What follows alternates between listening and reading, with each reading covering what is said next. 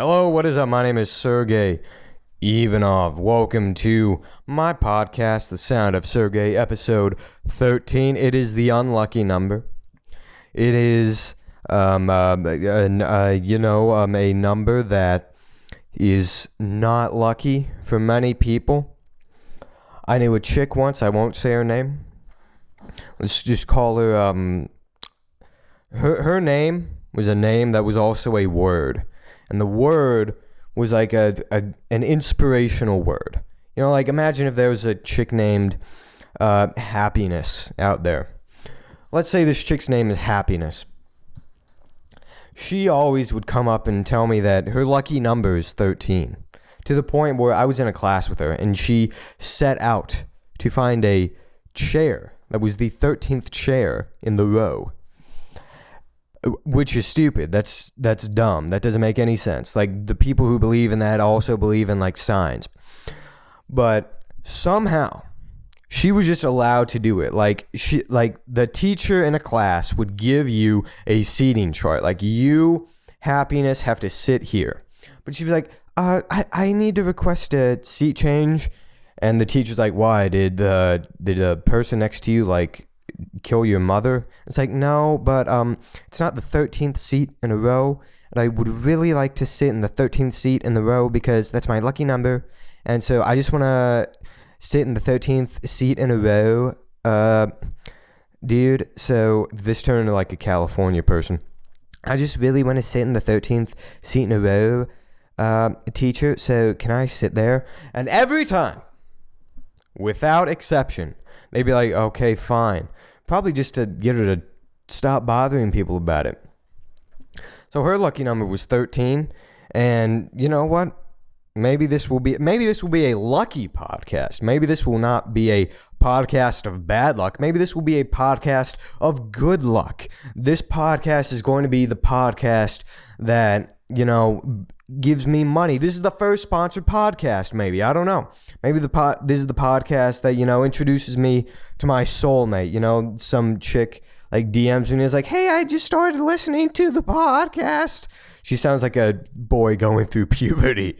I just started listening to the podcast and I think you're my soulmate. And I'm like, yes, you are my soulmate. It's like, no, I'm sorry, but listen, right there. If there was a chick, I don't care if she was like Kate Upton levels of attractive. I don't care if she was the nicest human being on earth. I don't care if she was like literally the fantasy woman. Like, so amazing to be with that it's like unrealistic to expect from any actual human being. I don't care. There's a chick who like ticks all those boxes. If her voice sounds like, hey, I just listened to your podcast, I can't do it. I just can't. That's not acceptable to me. That's not going to happen. Because here's what would be happening. Like, you'd call. Like, I go on road trips a lot. So I go and I'm driving down the highway and all of a sudden I'll get a call. And it'll be like my girlfriend. And it'll be that, and I'll pick it up. And then I just hear, hey, Sergey, I just wanted to see how you're doing. And I just couldn't do it. I'd just be like, please, never speak. Like, right, I wish you were deaf so that you wouldn't have to open your mouth for anything that involves hearing your voice. I couldn't do it if that's what they sounded like. Anyway. I have an update. As many of you know, McCracken County High School, the news is basically this. Long story short, McCracken was like, we are going to resume schooling on August the 28th or something. Hold on. It was like August the 24th is the first day back at school. And that is when we're going to start. And everyone was like, okay. And now they're like, never mind, we're going to wait till like September to reopen the school because of Andy Beshear kindly asked us with humility and reverence to please, if you will, not open the schools. And we're like, okay. Except Andy Beshear was not so kind about it, supposedly. There's a Facebook post. Let me see it. And this is by, yeah, here it is. All right, this is by a kind man named Nick Suter.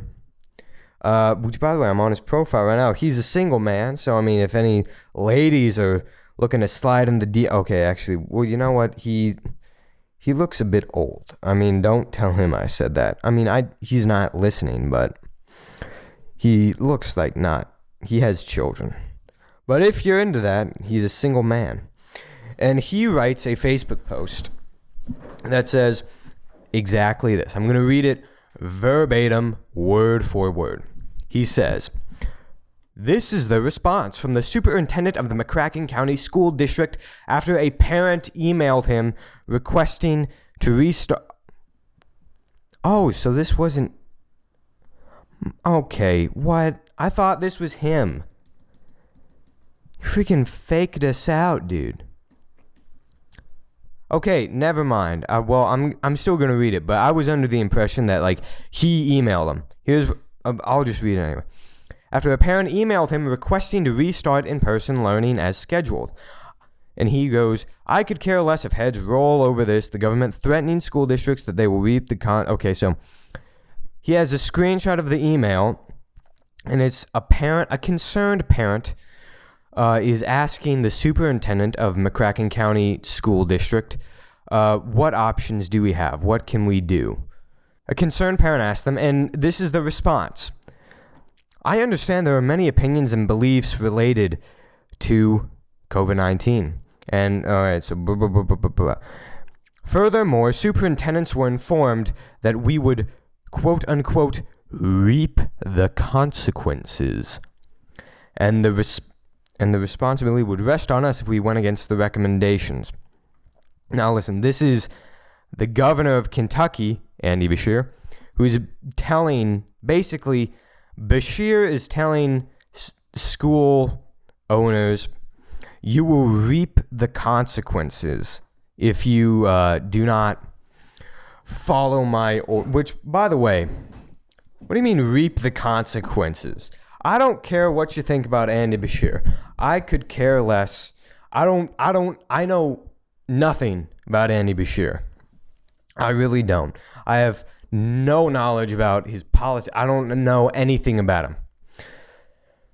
But come on, you will reap what is he, King George?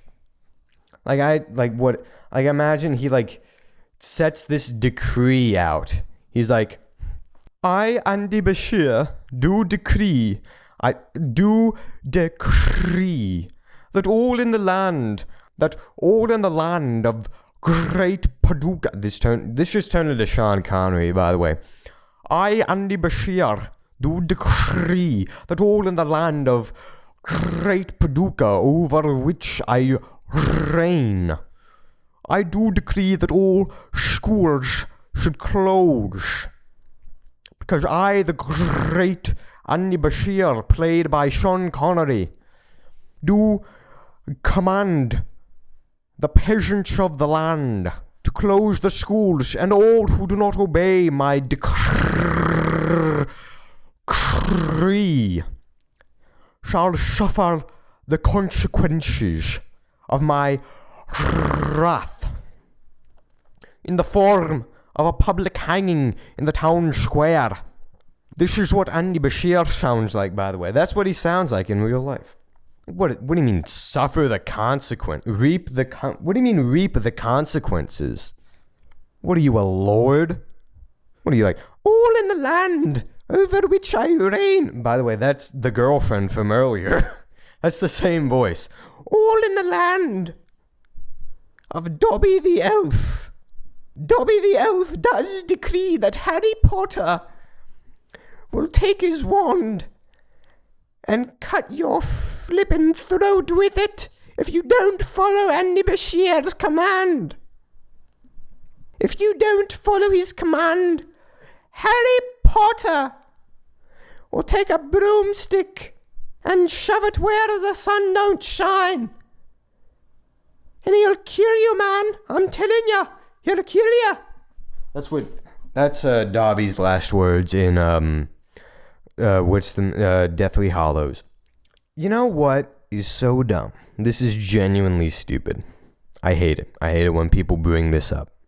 I have been accused of being a male feminist, which I don't think I am. I don't believe that I'm a male feminist. Here's what I get told. I get told, Sergey, you're a male feminist. And then people, no matter what side they're on, they want to bring up, you're a male feminist, but look at all these women's issues. And first thing, I never said that they don't exist. I've never said that, like, women don't face bad stuff going on, because they do. Like the other day, I was talking about someone about, like, body standards. Like, I was having a conversation with a chick, and she was like, women have body standards that they have to keep. And it's like, oh, and I suppose men don't have any of those.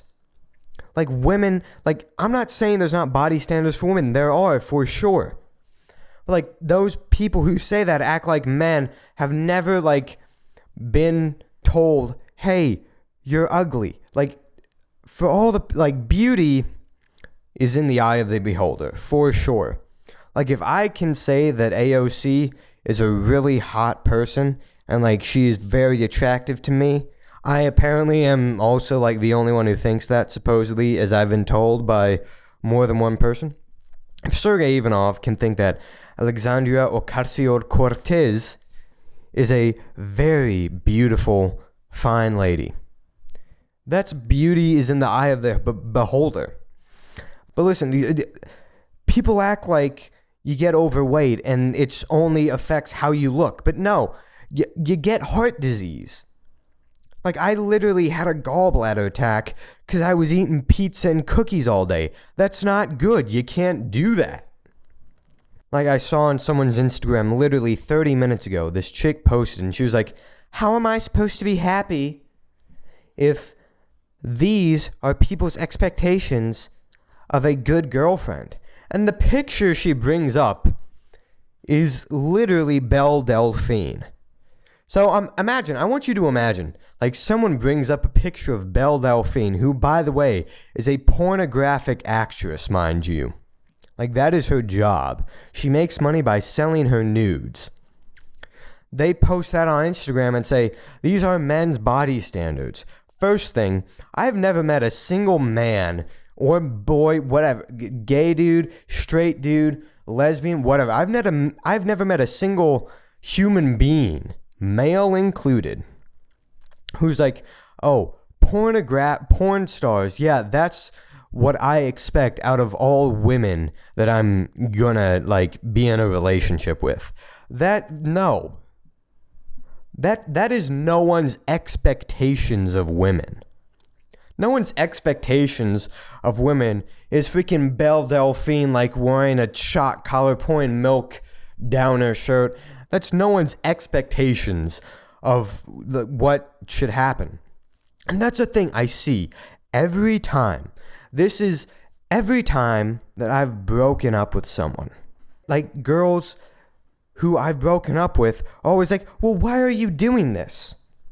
Sometimes they're not, but a lot of the time they're like, well, why? Acting like they're some, like, perfect soul. And they're like, well, I don't want to tell you because you're going to sit here for, like, 2 hours arguing why that's really my fault. Which, no, I don't have time for this. But no matter what, like, the new thing is I saw, and it was like, women don't need a reason to leave their man. And it's like, oh, and I suppose that goes both ways? Absolutely not. Every time, like, I've been asked, why are you breaking up with me? And it's like, you know what? Because you're annoying. I don't enjoy being around you. You literally do me more harm than good. I don't benefit from this. You're not benefiting from this. They don't need a reason to do why they do bad things. Like, they don't require, like, they don't need to explain themselves. Does this make sense? Like, because every, like, no matter what a woman does, there's every reason in the book why it was okay for that to happen. And like, God forbid a man and a woman are in a relationship. A woman can like change the guy. There's literally a Hallmark movie, because my mom was watching Hallmark. I walked in on the kitchen. She was watching a Hallmark movie. It was to the commercials, and it was Hallmark was promoting a movie called How to Train Your Husband. Yeah, there was literally, like, the whole premise of the movie is a woman marries a man, and she's like, oh, I need to train him to be like how I want him to be. God forbid, like, that's allowed on TV, mainstream TV. God forbid a man, like, literally does all this stuff to be appealing to a woman. God forbid a guy says, hey, can you put a little effort into the relationship? That is something I see, like, because no one wants to say, hey, yeah, women need to put effort into relationships too. Guys, there's all sorts of things that guys need to do. You need to be clean shaven, you need to be muscular, you need to be attractive, you need to have wealth, you need to be suave, you need to be charismatic, you need to be shaved down there in the nether regions. You don't want to have an Amazon force when you open up your pants. You gotta you gotta look nice, you gotta have your hair in a certain way, you gotta have your hair in the Hitler Youth haircut where it's short on the sides, long at the top. You gotta have your eyes gotta be like this far apart. It's like, guys, like, don't sit here and tell me that, like, there's no body standards for guys. Go into Hollister. I haven't been into Hollister for a while, but the last time I was there was like 2 years ago. The last time I was there, literally, they give you the bag. When you buy something at Hollister, the paper bag that they put your clothes in, it is literally nothing but a shirtless dude's torso, and he's chiseled like The Rock, like Bruce Wayne and Batman Begins, Christian Bale. He's chiseled like The Rock, and it is just his torso, looking like some like supermodel, oiled up, and it's just like glimmering in the sunlight. It's literally, that's the bag that they put stuff in.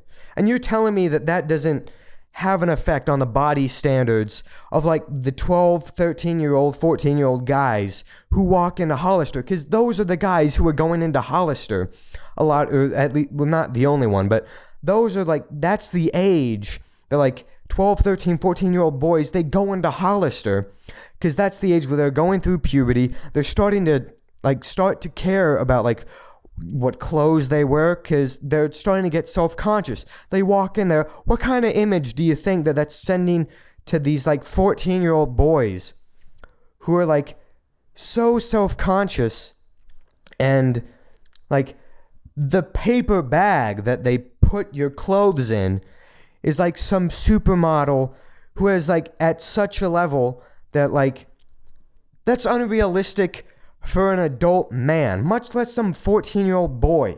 So don't sit here telling me there's no body standards. I literally started wearing makeup. I don't deny it anymore. I used to hide it, but now I just am open about it. Yeah, I wore makeup because my acne was so bad. Like, no matter what it was, just like the overall image that like people had of like the average teenage boy was like, oh yeah, they have like 1 or 2 zits on their face every now and then. Yeah, puberty sucks. I was literally like, if you look up photos of like, I looked up photos of like severe acne, like bad acne. And that was like me on a good day. At a certain point, like, also I cut out all like sugar and just crap in my diet. Like, hey, stop shoving cookies and Oreos into your face. And like start eating some kale and steaks so you don't get the freaking Starry Night by Vincent van Gogh on your forehead. This isn't the end of a Star Wars movie. Like, don't have, like, that's not what you want on your forehead. So I cut all that stuff out. But also I started wearing makeup because that's what you really have to do. So don't sit here and tell me that there's no standards for a guy. Don't sit here and tell me there's no standards for... I was with a girlfriend once. This is a true story. I was with a girlfriend. We were at the beach, and we were like standing in line at like one of those like shacks to get like a ice cream sort of thing. Like, I think I got like a slushie or something. We were standing in line, and the guy in front of us, this was at the beach. He was like an overweight man. Like, he was obese. And he was like wearing basically swim trunks, like the shorts, but he did not have a shirt on. Like, he wasn't like, and he was just like standing in line. All he was doing was standing in his line. And my girlfriend leans over to me. My girlfriend at the time leans over to me, and she goes, "Ew, look at that guy. He's gross." Like, he wasn't hitting on someone. He wasn't like trying to be sexy, but like he was overweight and like was not in shape and had his shirt off. No, he was just minding his own business and just happened to be overweight and didn't have a shirt on. He was just minding his own business, and that is like, women are like, "Ew, that's gross." Like, really? Really? A guy minding his own business is gross. Like, I don't care about like the plus size. That's fine. That's good. But no one's talking about like body standards for guys. No one's talking about fat shaming for guys. When they talk about fat shaming and body standards, that only applies to women, because no one cares at all about if a guy is fat shamed. That's funny. Like, you watch movies and like there's the stereotype of like, there's like the token black guy, the token black friend, the token Asian friend, and then there's like the token fat guy. But it's never the token fat girl. It's always the token fat guy. Because like, when guys are fat, it's funny. But also, when a woman is fat and you say anything, it's wrong. Which, yeah, don't fat shame someone. But like, for some reason with guys, it's okay to like be like, "Ew, you're gross," because he happens to be a couple pounds overweight. Hold on, I'll be right back. I'm gonna pause the recording. Alright, I'm back. I forgot what I was talking about. Let's just, you wanna know what happened one time? I just ranted for like 20 minutes about like women get perks that men don't, and people claim that that doesn't happen. I ranted about that for too long. Let me talk about something else. Here's a funny story. I'll tell it. Yeah, I'll tell it. I was thinking about, should I tell it? Because that's actually a bit that I do for stand-up, but you know, what the heck, I'll tell it. Back in the day, and by back in the day, I mean like 2 years ago, sophomore year, I was dating a girl. Won't say her name, because the last time I even mentioned anything about her, her current mobbed up drug dealer boyfriend threatened to kill me, so I won't say names. Let's call her, let's call her Shantasia. That was not even close to her name, but Shantasia is, that's too much. I won't call her Shantasia. Let's call her Carly. Carly, that's good enough. So I'm dating this girl, this is my sophomore year, named Carly. And the relationship is going great. By the way, this is not about a breakup. This is just giving background. The relationship is great. And here's what happens. Carly lives in two places because her parents are split up. One, she lives with I think her mom here, like in the local area. And then like on weekends, she will go to Murray, which is where like her step parents live, and she'll stay with them for the weekend. Fair enough. I understand that. That's not uncommon. Now, on the weekends, because it's the weekend, she had a job there at a Sirloin Stockade. And like, she had always told me, like, in passing, like, "Oh, I'm gonna go to work. Where do you work?" "I work at Sirloin Stockade." Fair enough. So, and before this, I didn't even know that Sirloin Stockade was a thing. I had known of like Golden Corral, Ryan's, but Sirloin Stockade, that was a new one. I had never heard of that one. So she introduced me to that. So that is the backstory. So one time I'm staying with my grandma and grandpa on my dad's side. We are staying with them, and they go, "Hey, let's go out to lunch." And we're like, "Okay, we'll go to Sirloin Stockade."